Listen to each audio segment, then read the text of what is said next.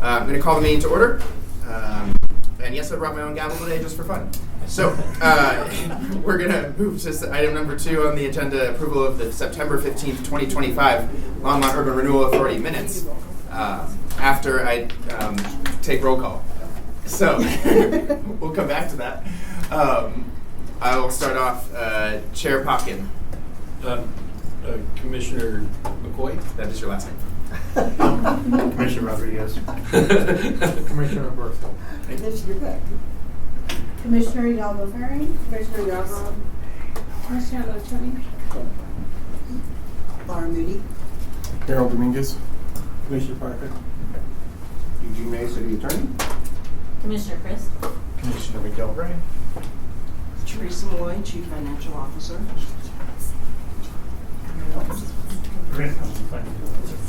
Thank you. And then Jen Newton, Assistant City Manager for External Services. Molly O'Donnell, Housing Director.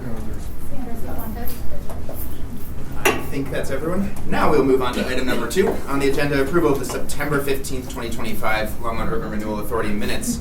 Are there any corrections or questions about the minutes? Seeing none, do I have any motions? So moved. A motion to approve the minutes from Commissioner McCoy. Second. And a second from Commissioner Berthel. Discussion on the second one motion. I hate to be that person. Yeah. My name's spelled wrong Thank you. in the beginning of the minutes, but then not maybe it's spelled incorrectly in one section, yes. but not in the other. So thank you. Under attendees there. Great. We'll get a spelling correction in there. Thank you.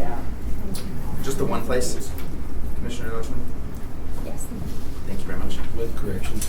Yeah, so moved with, we have the amended motion with corrections and a second still. Correct.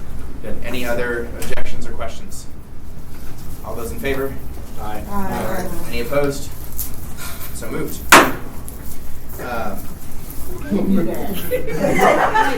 Somebody did. I brought it because it also does this. Alrighty. Moving on to item number 3, approval of the Longmont Urban Renewal Authority budget. I believe we have a brief presentation from. Yes, we do. Good Somebody, thank evening, you. everyone. I have a PowerPoint to take us through the first part of the meeting, and just to go over a quick agenda of what we have tonight. The first is we have a review and a vote on the LURA budget. The second will be a review of a tax increment financing agreement with Heinz Longmont 800 LLC for the redevelopment of a former Walmart site. And then I just have some short updates on some major modifications that we have in process, as well as some that are being planned for the future. And then Molly O'Donnell, our Director of Housing and Community Investment, will do a brief presentation on affordable housing in Longmont. So we've got a jam-packed agenda. We will get started. The first is the LURA budget. I have paper copies for everyone. They should be being passed around. This is just a quick summary, but this has some details in it. Did you want to, or do you want me to just present? Okay, all right. So you'll see that the budget consists of the only TIF plot that we have in the Twin Peaks Mall Urban Renewal Plan area. And what that is a TIF agreement that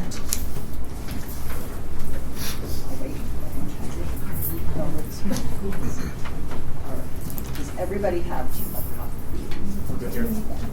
So the redevelopment of Twin Peaks Mall was financed through the issuance of COPs, and the TIF is then used to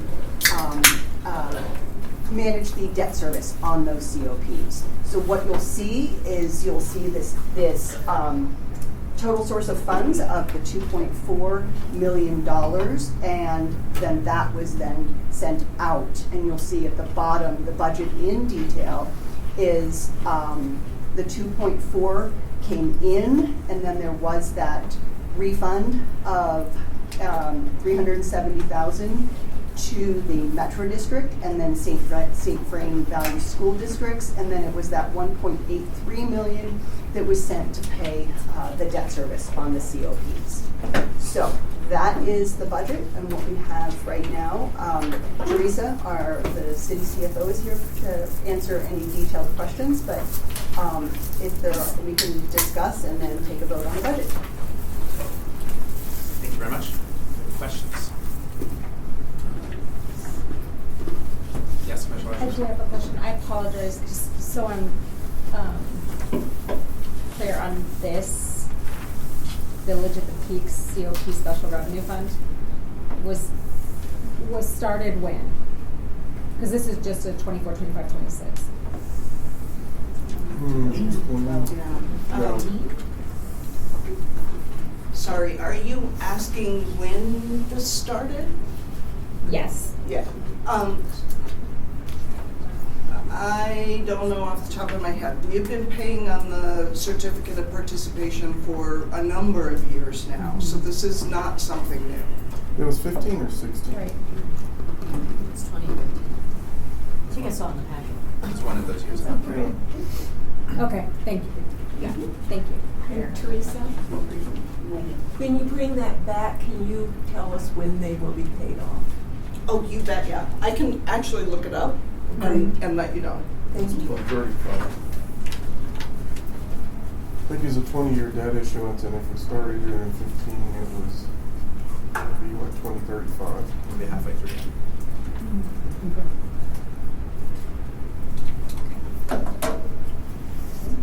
Great. Any Other questions? Okay, so we can I believe we. Oh, we're- vote to approve the budget. I'll make the motion to approve. We have a motion to approve the budget from Commissioner McGilvray. Second. Second from Commissioner Chris. All those in favor? Aye. Any opposed? Hearing none, so approved. Thank you. We will now move on to item number 4 on our agenda, approval of a tax increment financing agreement with Heinz Longmont 800 LLC for redevelopment of old Walmart site. Back to you all. Great. So we did bring a lot of this last month, and we didn't have the agreement ready, but I wanted to bring a lot of the details to you. So some of this will seem familiar to you, and I'm hoping that I'll just do a quick overview of what we've talked about already. So just as a reminder, this is a redevelopment project with 265 residential units wrapped around a garage. There is a plan for a second 230 unit building, and really the community benefit here is the elimination of blighted conditions at the vacant Walmart site. So a little bit about the reimbursement agreement. It is a cap of up to $600,000 in reimbursement per year with a limit of $15 million in total reimbursement. Eligible improvements are outlined in the agreement, include site clearing, landscaping and irrigation, facade lighting, site lighting, pavement ramps and curbs, utilities, undergrounding of those utilities, design and engineering cost, and the acquisition of land. So again, this is just to orient you, this is where we are on the Twin Peaks Mall urban renewal plan area, and this is the actual site. So those are some details about the agreement, and then just really wanting to remind everyone what this redevelopment project means to the city, the county, and other taxing entities, and that we're really seeing with a redevelopment project like this, we really do see benefit to the city in that one-time use tax estimate of $1.7 million in development fees, in that we're going to see these two chunks, $3.6 million paid with the issuance of the building permit, and then $2.5 deferred. But you do see this impact to the city's budget. The sales tax revenue, this is an estimate generated by the people who will be living in these units, and this really looks at what they will be spending within the city of Longmont on taxable items, and then that 130,000 per year in sales tax revenue, and then you see that earmarked piece for the public safety amount as well. And then you also see that property tax amount that the city will gain as well. Boulder County, again, also will see these revenue benefits with this redevelopment project. Estimate of $500,000 in use tax. Again, really looking at the sales tax generated by the individuals living in these units, and then looking at this property tax revenue over that 25-year period. And St. Green Valley Schools, we talked about this last meeting as well. So really looking at that property tax revenue, the school district override, the state backfills, and then that per student state funding, as well as the development cash and repayment. So you really are seeing an impact to all the taxing entities, the city, the county, with a significant redevelopment project like this one. So that was a really quick summary. So we can open it up to questions and discuss the agreement. Thank you. Anyone want to kick us off?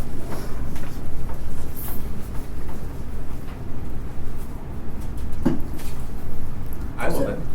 No, go ahead. I was just going to say, in looking at the public safety, so that money that goes towards public safety, is it for a specific, or is it, to pay for staff, or is it like cars, or what? That money, that 1.856, or what is it? 1.4. Yeah. Which one are you talking? Yes. 1.4. The earmark out of the sales tax. Yeah, so this actually doesn't just, the sales tax actually is not just the public safety fund, so it's the open space fund, it's a public safety fund, it's also the open space, public safety, transportation, and then also the public improvement fund, because those are the restricted funds and we can't waive that. So that goes into the operating budgets for the public safety fund for everything you just mentioned. So when we talk about, the shortfall that we had within the public safety fund, this is shifting it so we're not dealing with, and that's the ongoing piece of the revenue. Okay. In terms of one-time revenue, when we look at the use tax paid at $1.7 million on the city side, that $1.7 million is for the general fund, public safety fund, transportation fund, Okay. open space. So that's broken down by those categories as well. Correct, Teresa? Correct. Sorry. Use tax is broken out, yeah. Okay. Okay, thank you. So then just to build on that, the the 7.8 million between the use tax and the estimated development fees, where does that end up going ultimately? Or is the use tax part of what you're just describing? What was your question? The 7.8 million, if you combine the use tax and the estimated development fees, that the one-time stuff at the top there, am I doing the math right on that? Yeah, 7.8? Yeah, the 6.1 and the 1.7. So the development fees that they pay goes into things like water, electric, and the other funding sources in terms of what fees are required for each one of the enterprise funds. And then the use tax is how'd you do your math, Laura? Is the 1.7 included in the 6.1? No. So the total value coming in then is the 7.8 million. Okay. Great. Laura, one clarifying question. I see in the packet we have, it says 256 multifamily units. Was it 265 on the slide? Oh gosh. Or did I just miss that? Was it back one? Probably drives me crazy. Yeah, is it 265 or 256? Oh my God. I can't believe I don't know this. Whatever's in the agreement. Whatever's in the No, I'm questioning myself. I'd have to look at the agreement. 256, no, that's the packet, not the agreement. When someone finds that, can you note the page and paragraph, please? Looking.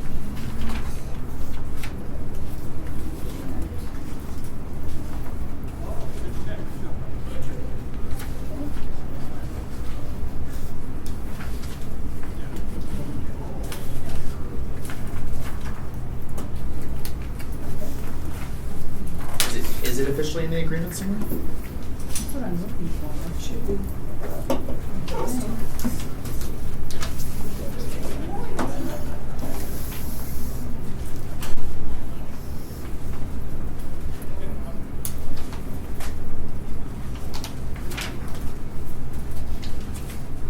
If someone has another question, feel free to jump in while we're trying to verify this. Yeah, I'm happy to. Go for it.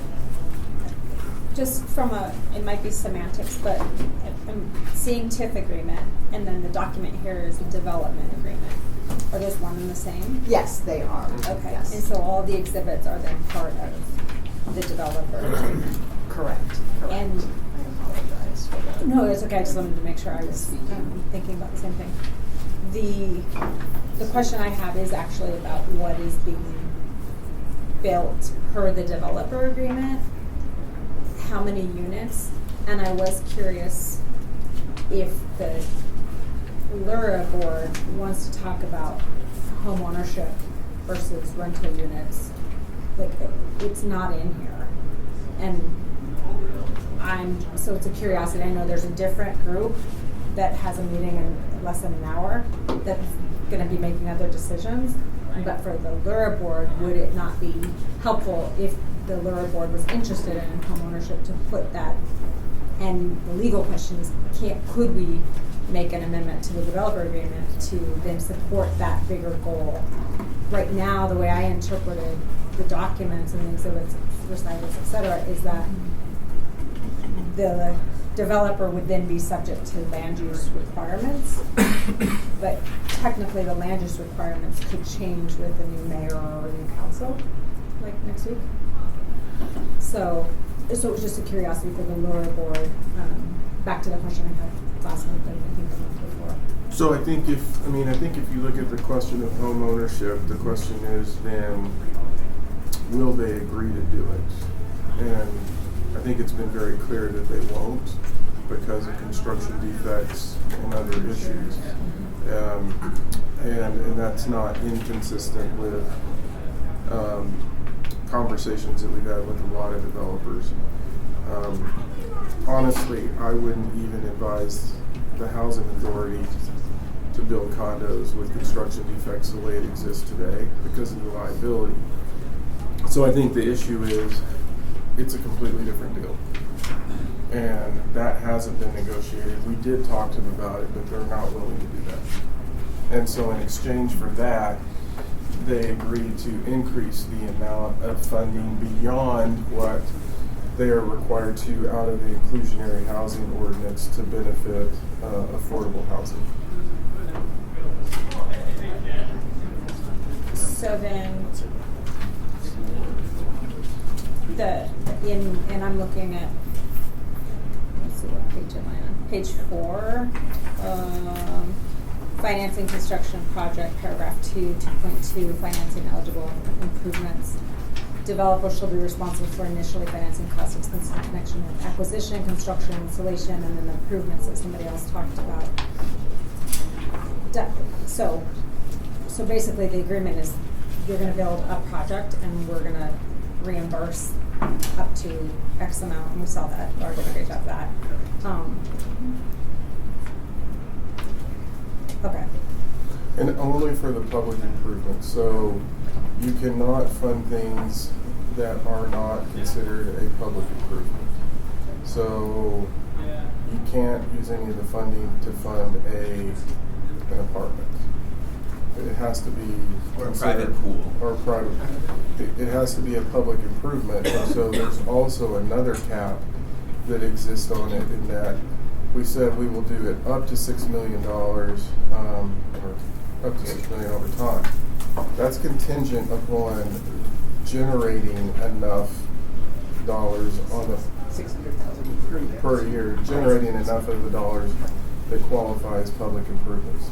So if they only generate $4 million in public improvements, that's going to cap it as well. And if there's only a certain amount of TIF that's generated, we can't go over what is generated. Right. Sure, yeah, and I'm just, again, if there were other board members that were interested in the conversation, then I think it's worth talking about if construction costs could be included as part of, in that example about construction defects. Construction costs could be a portion of that percentage, and then it could be reimbursed in the TIF in the developer agreement, but we would have to do that right now. Yeah, just to clarify, are you asking if non-public construction costs could be included in the developer agreement? Here it just says in connection with construction. Are you looking at Exhibit B, the eligible improvements? If you go to Exhibit B, they've outlined exactly what they will be spending the money on, and then each amount, like site clearing was $575,000. You know, they've really outlined estimated cost, excuse me, on what they will be spending. That's considered a public improvement.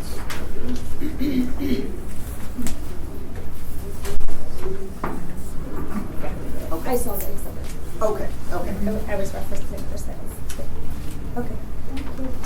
I agree with you. I think everybody would, many people would love to have those private units. I think that's, in the end, your big goal.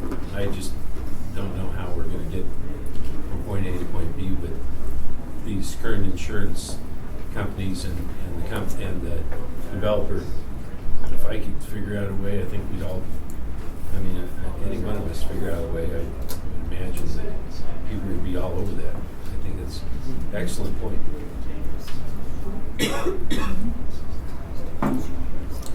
Just to build on that, if we were to extrapolate to, like, say, a future negotiation, so put this project aside specifically, but to the same point of Commissioner Lutchman there, if we were to negotiate with, like, say, First and Main, for instance, and fund more of the public improvements than necessary on that to offset costs elsewhere, is that like a way to kind of get at that same goal? Maybe.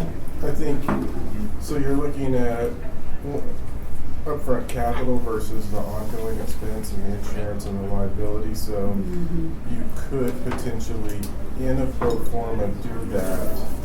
I think the question would be whether or not you can even get insurance to do it.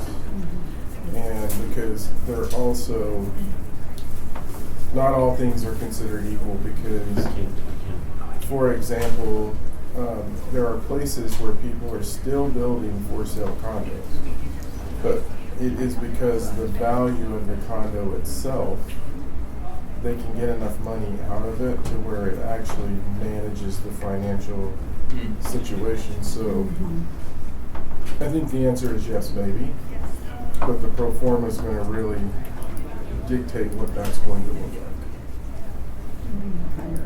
That's why they can still build, honestly, that's why they can still build condos in Boulder, because the value and the cost of the condo that they're selling them for in Boulder kind of offsets the financial risk if you get into the construction defect litigation. Is there any other extra review by the city that is in part of that, or not?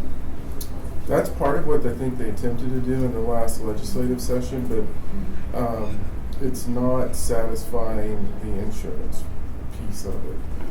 I mean, that's really the thing behind this, is a lot of people look at it in terms of the development side. It's probably less there, and it's more on the insurance industry, and it's more on the lending industry, where that starts showing itself. And the fact that architects and construction companies are being very specific on certain projects, even on multifamily for rent, making people sign agreements that says it will not be turned into condos. So you're seeing all the other industries positioning themselves to get away from the liability. then to Commissioner Lichman's point, though, maybe for future projects Yeah. beyond this one, we can use this as a good jumping off point from the discussion to see where in the negotiation Yeah. process maybe offering greater TIF there or a different roundabout way to Right. get kind of around some of the costs there could help bring some of that risk down. Mhm. Thank you, Commissioner Lichman. I appreciate it. Other questions? Did we get a clarity on 256 versus 265? I did not see it in No, I any of didn't the. see it. 265. It is 265. So the front page is wrong. The council comments or the Council. LURA comments is wrong. Yes. Thank you. Laura, can you share where that is in the resolution or the exhibits? Because I didn't find that number in there. I just see a description of a potential development project. I will have to dig.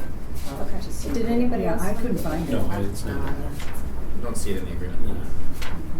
Where would we plug that into the agreement would be your recommendation? Let me pull up the agreement. We're Unless it's trying- in one of the exhibits that I can't read. But I can't read the Yeah. exhibits. I can't remember what's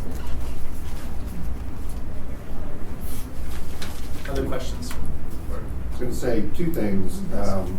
One, for expenditure of TIF dollars, it does not have to be a public improvement. It just needs to meet the statutory requirement of public benefit in an Oh, that's urban what it is. area. And then with the 265, we could expand the definition of project in the recital. You could display that.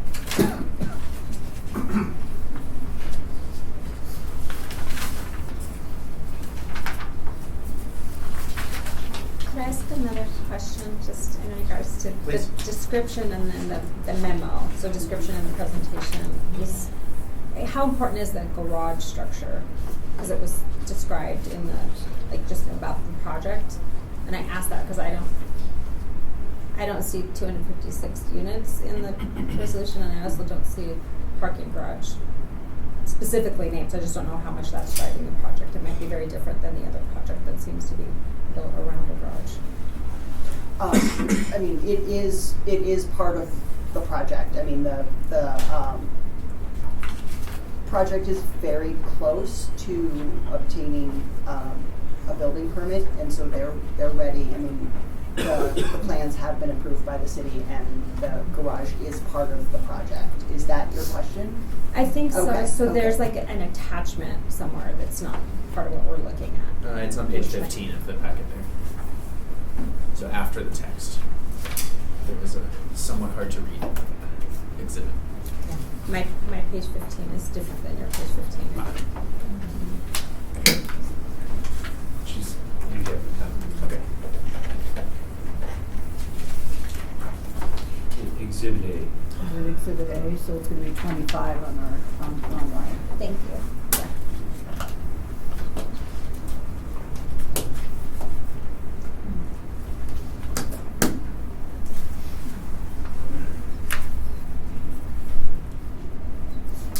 So I have a point of clarification, just I'm interested, it may be in the document, but if the project is not complete by the December of 2026, what's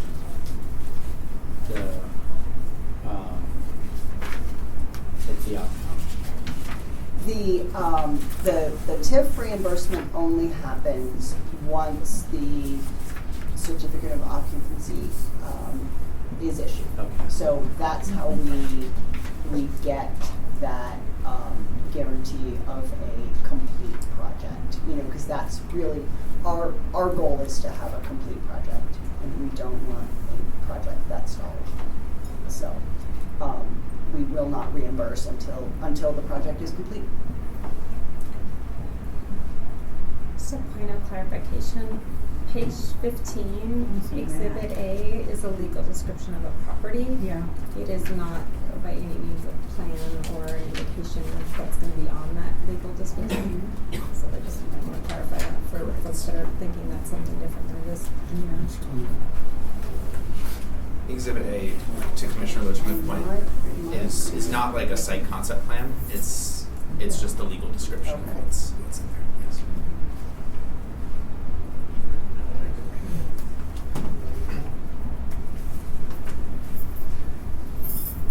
What is the time frame on this? What's the deadline, the timeline? Like, is this something that has to be decided on tonight? They are in the, they're in final, they're in the final process of obtaining construction loans, and so they are ready to break ground. And they are having trouble securing the construction loans without a signed agreement. So, you know, for this project to proceed and for them to obtain these construction loans, they do need a signed contract. So, Thank you. if that helps. Question for our city attorney.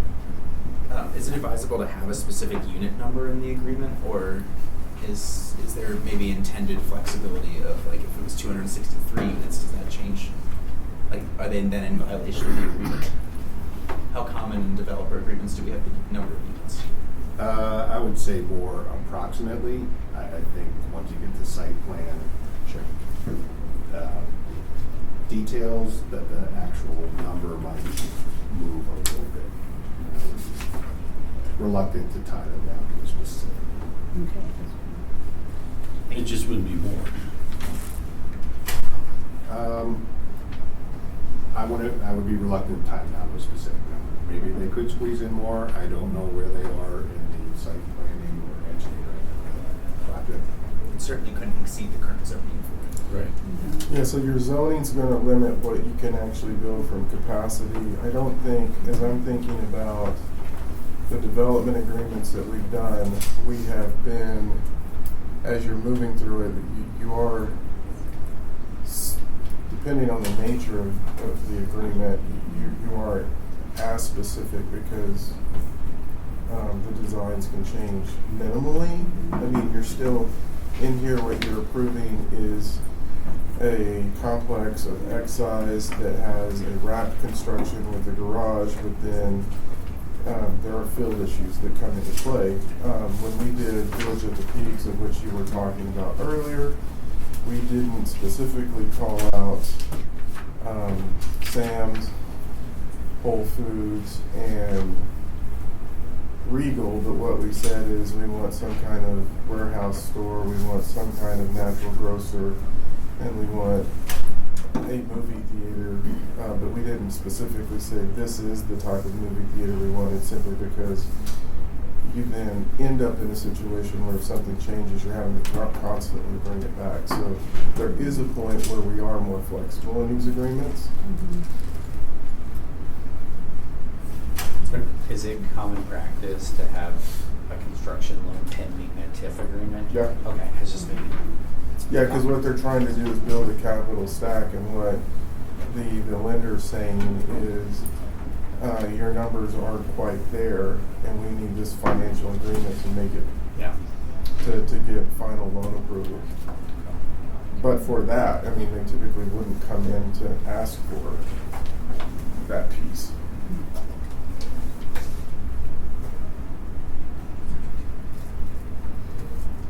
Other questions or comments? Yeah, Laura, last time we got together, we had the agreement that they were tweaking it. Do you have any information about how it was tweaked? We were finalizing the exhibit of eligible expenses. They were going through their pro forma to really finalize what amounts were listed in the eligible expenses. So it was really just them fine-tuning that. That doesn't seem very significant. We were ready to go. They didn't. They were not ready to commit. I think they had not finalized their numbers. So they were just worried. They wanted to know exact costs so that they could list exact costs for the pavement, the streets, and et cetera on that breakdown. Okay. Well, that makes more sense. And to be clear on what Eugene said, I called it a public expense. He said public benefit. To give you something to put it into perspective, so if you think of Village at the Peaks, we could use urban renewal money to fund the costs associated with the fire pit between Fuzzy's and the Mediterranean Cafe now, or we could fund the fire pits in the public area in that central courtyard. We could fund the ring road, we could fund water lines and wastewater lines, but it's that public But not the benefit. grill inside one of the restaurants. Exactly. And so to your question earlier, there is a limiting factor of what is the public benefit and how you're doing it. So that's for perspective. Can I just ask a clarifying question? So we're voting on the TIF agreement. We're not voting on like a concept plan or a site plan for the project. Does No. that go through other processes after this stage? That's going through the city processes. So the city will then review We're already reviewing it. Yeah. through the administrative process, and then if there are any deviations from current zoning or other code, then it would go through planning and Right. zoning and city council as well. Yeah. Okay, so all of these other points, that if it's like deviating from this broader concept, then Mhm. city reviews that. Yeah. Affordable housing is a good example. This group doesn't control that. The city council controls that. And the inclusionary housing ordinance is the controlling document on that piece, of which you have all of the options within the city ordinance. Now, what we negotiated in this is that there needs to be a higher value in doing this, and so that's when we said we want more being paid into the fee in lieu category than what you're required to under code. So they're actually paying more money into it than they would be under our code. But that's a city policy, not a LURA policy, Correct. correct? Yeah. Thanks. So I'd like to make a motion to approve the TIF agreement with Heinz Longmont 800 LLC. Second. We have a motion from Commissioner McGilvray and a second from Commissioner Peck. Thank you. Other questions or discussion? Seeing none, all in favor? Aye. All opposed? Okay. With a vote of, I believe, 10 to 1. Yeah. Thank you. That passes. Thank you. Right, so, just some updates, and just, talking through the process. I think you had hit on the process a little bit. So, backing up, this is a major modification to the Twin Peaks Mall Urban Renewal Plan area. And so this is just that process that we're going through. And again, this is what we've done so far. So where we are in the process is this, this plan area amendment or modification is now going to City Council. And City Council then has to establish the findings of blight and designate the new plan area.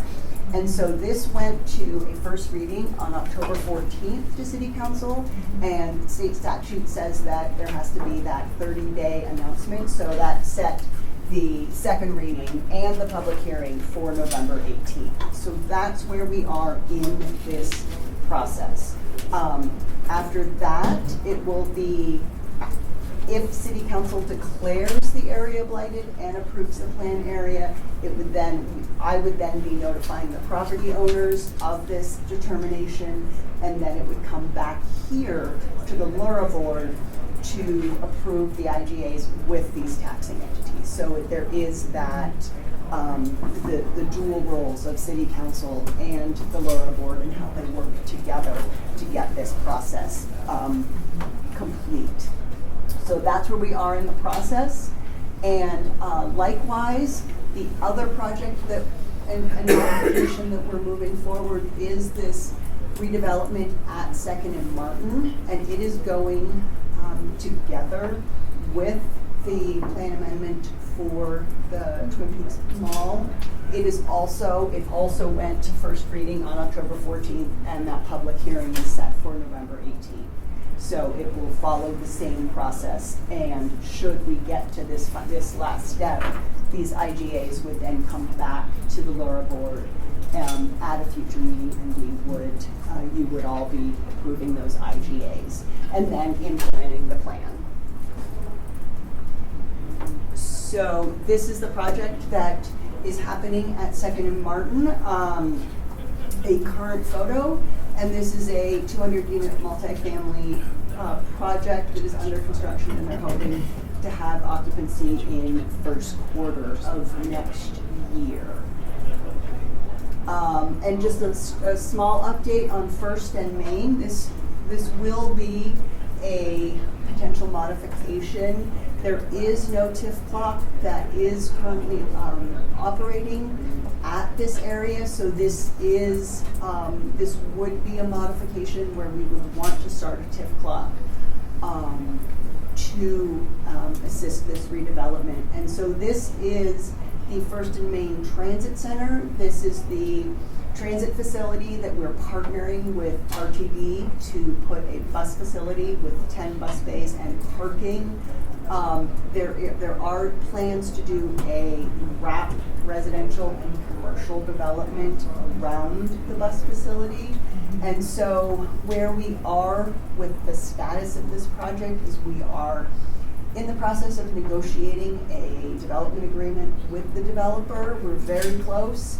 And then we've been having initial meetings with the project designer as we start to design what this bus facility and the wrap product would look like. So hopefully we will start the process of that major modification in the new year.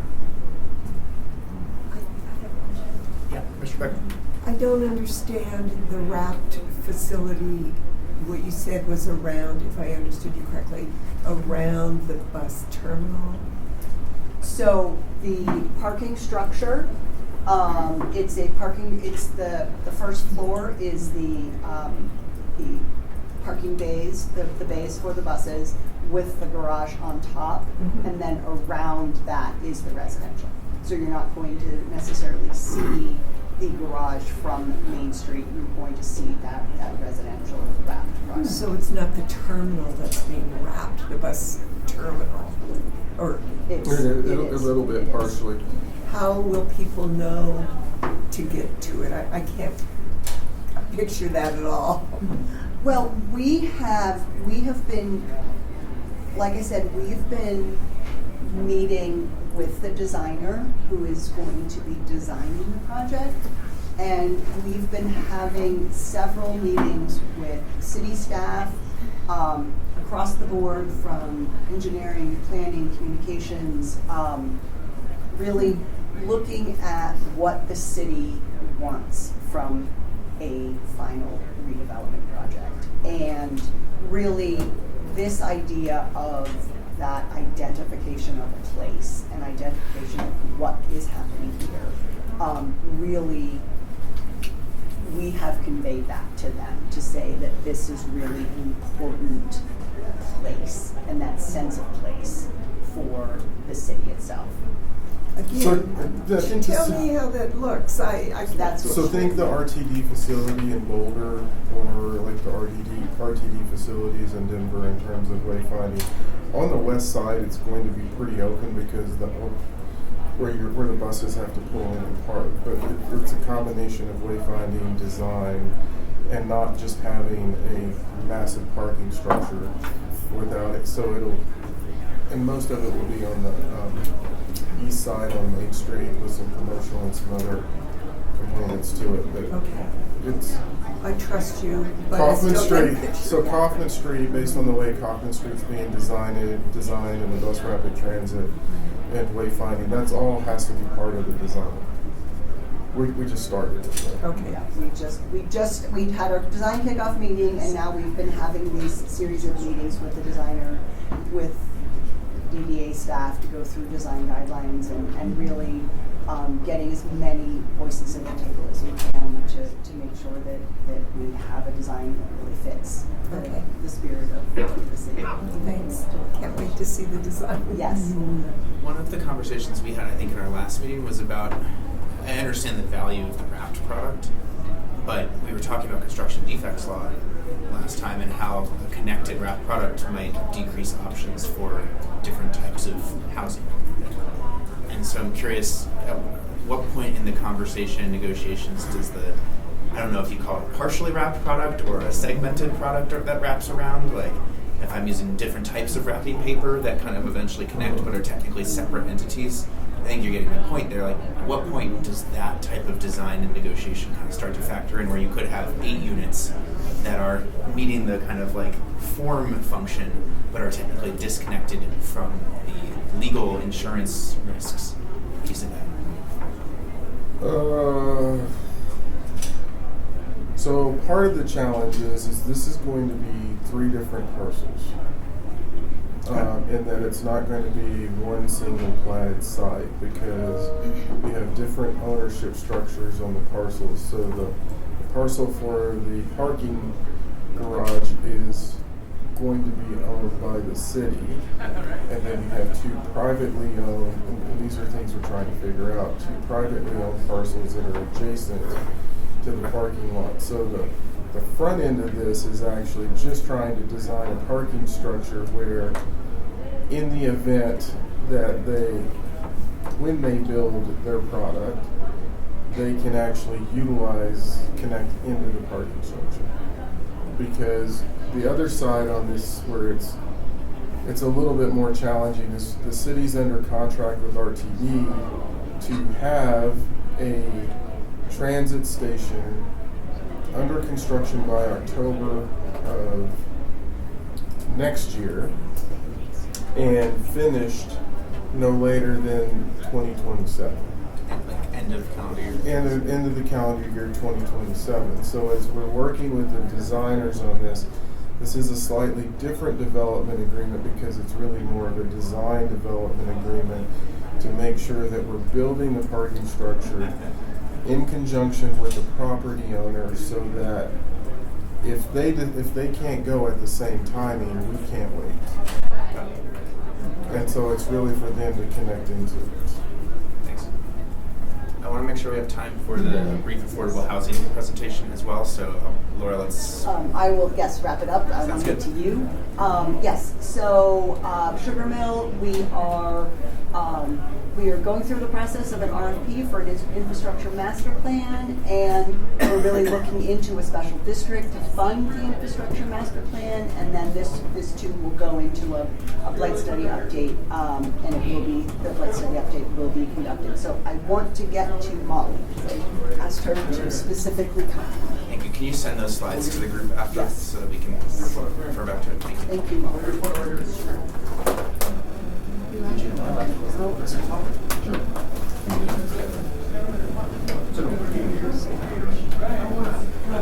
long as the door opens. Never seen that.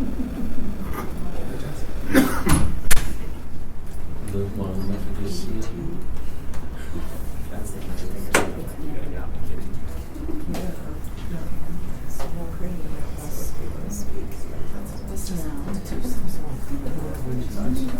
Just for everyone else's awareness, this is the last item on our agenda for today.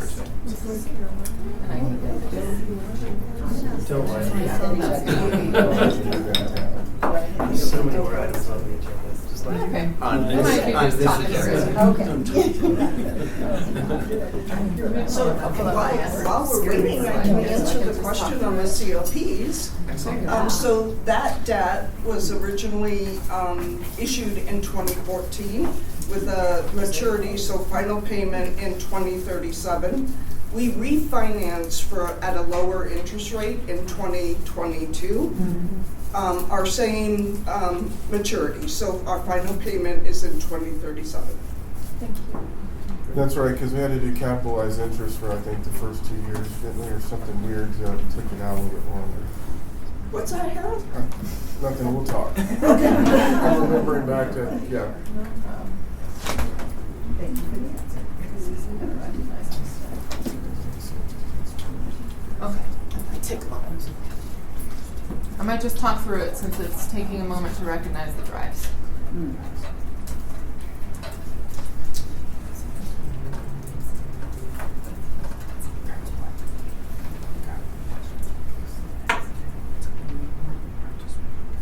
What kind of meeting did you have that you need to open audit? Oh. Okay, you ready for me? All right, so forgive this while it figures some things out, but I think I'll just kind of talk through a couple of items for you. So I've heard from Laura that you're interested in learning about what the city is doing in affordable housing. I thought I would talk a little bit about the city's affordable housing toolbox, because we have a lot of tools. Some projects pull out one of those, some pull out a whole bunch of them. We have funding sources on one side of it, so that includes federal sources such as CDBG, Home, ARPA. We have state sources that often come from DOLA, DOH, the Division of Housing, which is within DOLA, or CHAFA, who issues low-income housing tax credits, the Colorado Housing Finance Authority. One of those major sources that people talk about is Proposition 123 funds. We have been successful in pulling in some of those funds into the city. We also are very lucky that we have local funding sources. The city, since the 90s, has had an affordable housing fund, and I'm going to come back to that in a moment, but really it's our most flexible source of funding, and the city puts that out for competitive award, sometimes funds some internal projects or through developer agreements, and then sometimes puts them out for competitive award to our affordable housing partners. We also have an attainable housing fund, even more special.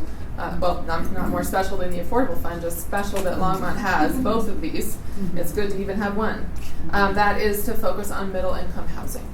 Right now that is tied up for our True North homeownership development for a couple of years, but then in the future that could be opening up for competitive funding as well. We also have the affordable and attainable housing tax that Boulder County administers, that we're working through agreements on to see the first round of that funding coming through. And that'll be a major source for the community. And then we also have bond financing tools that we can tap into using the expertise of the city. Some of that can be through the housing authority, some of it's private activity bonds, some of it is things like COPs and that type of thing.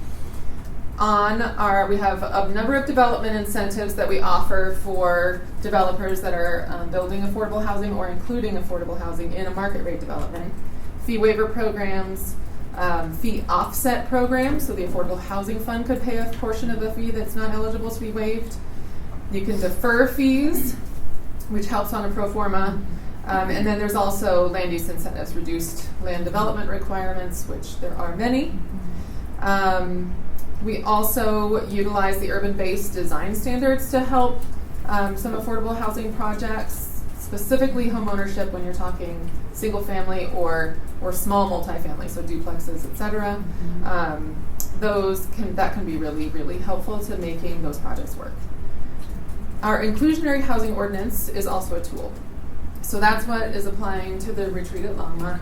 Basically, all our market rate developers have to provide either 12% of the units that they're building as affordable, whether it's homeownership or rental, or pay a fee in lieu of providing those units, or a number of other options. They can get very creative. Our ordinance is very flexible and letting developers play with options to see what could work best. Where's the fee in lieu go to? So that goes to the Affordable Housing Fund. So I'm going to come back to that as well. We've had some very creative solutions. That's how we got Veterans Community Project in the Mountain Brook development. It was a unique partnership with that developer. That's how we got a lot of Habitat's production. Larger scale production is coming from developers donating land to Habitat. Without that, Habitat would be doing smaller 2 to 6 unit projects. Mm-hmm. Because of IH, we have some coming in the 20s, 30s. Okay, so the fee in lieu, when paid, goes into the Affordable Housing Fund. The Affordable Housing Fund is fed by a general fund transfer that City Council approves each year, and that's subject to approval each year. And then a portion of the marijuana revenues also comes into the Affordable Housing Fund. So those 3 major sources of funding help us bring in money and pump that money back out to our affordable housing providers that are very well versed at building affordable housing, which is a special type of development. Most market rate developers, unless they have an arm that is experienced in affordable, they're not ready to touch it. So what City Council's goals have been for some time is to have a healthy balance. We would like some developers to provide the units on site so that we have a scattered units throughout the community. We also would like some to pay the fee in lieu so that we can feed that into the affordable housing fund and spit that out for the truly affordable projects, the ones that are the bigger scale things that a market rate developer wouldn't do. And so that's part of the main toolbox that helps fund affordable housing from market rate development, even if they do not provide it themselves. It kind of goes through this pipeline and spits back out. So for example, in 2024, when we put out our competitive awards, we put out almost $3 million worth of funding, all of which those projects are either under construction or about to be and going to be delivering us on the odds of 100 to 200 units in the next couple of years. So how do you get the funding for Attainable? Right now, it's a general fund transfer. Okay. Eventually, it's a general fund transfer at this time. We don't have, it's helping, we do have a fee waiver program for Attainable, but that doesn't result in revenue coming back in. That is just unrealized revenue. And so at this point, it's just the general fund. So I think the piece in it, I mean, we really take a systems approach to how we look at affordable and attainable housing. So we're looking at multiple levers that we can pull, but also multiple options, because one of the things that we realized is we can generate more units utilizing cash in lieu than we could generate if we were just saying build them in developments. Because there's an economy of scale that we can pull through that process. And so when you think about these funding sources and you just think about what they're doing in True North, so we put in all in across all the funds, I think it was somewhere in the neighborhood of $12 million to create 185 for sale units that are affordable and attainable. So it's maximizing all of these levers, utilizing all of these levers to maximize the number of units that we can build within the community. And it really is 1,000 cuts that we're using to bring these units to bear. 80 units at Ascent with daycare. I think we had another 80 at Chrisman 2. We had 60 at Xenia. We have 200 at True North. And so you can see that we're in excess of probably 400 units that meet affordable and attainable housing. So it really is utilizing all the tools and maximizing the value. Looks like it's 404 units actually. Yeah. Just for the it's sake not of, recognizing all my links, so I was trying to manually do it. It did not work. For the so. sake of time, I'm going to suggest that this is a good starting point for this conversation. If both of you could send the slides out that you were going to present to the group, that would be super helpful. And then perhaps this could continue to be kind of added to more of a discussion item for one of the next two LURA meetings, as we have time in the agenda for that. I think it's useful, and I appreciate us starting the conversation today. Any concerns with that approach? And just if I can say something, in every project that we touch, that may just be city or it may be LURA, for us, affordable and attainable housing is front and center, and we're having those conversations in terms of what works. Every project has its own financial challenges, and so we may move here on this one and here on this one, but it's really the project and the financials that are leading us down certain roads. I will let you know that the slides do have our progress, some of those projects that benefited from things like the field. Great, thank you. Sorry, that was not. Any other final comments or questions here for now? I'm sure we could have 15 hours of discussion on this topic. Will we adjourn? I have a motion to adjourn, a second. Before we adjourn, I just want to note that I really appreciate everyone this year We've had a lot more meetings, from what I understand, with LURA than they have in the last few years, because there's been a lot of things moving at different stages. So thank you to our staff, and thank you to all of you for all the time that you dedicated to this too. With that, any objection to adjourning? All in favor? Aye. All opposed? Hearing none, so adjourned.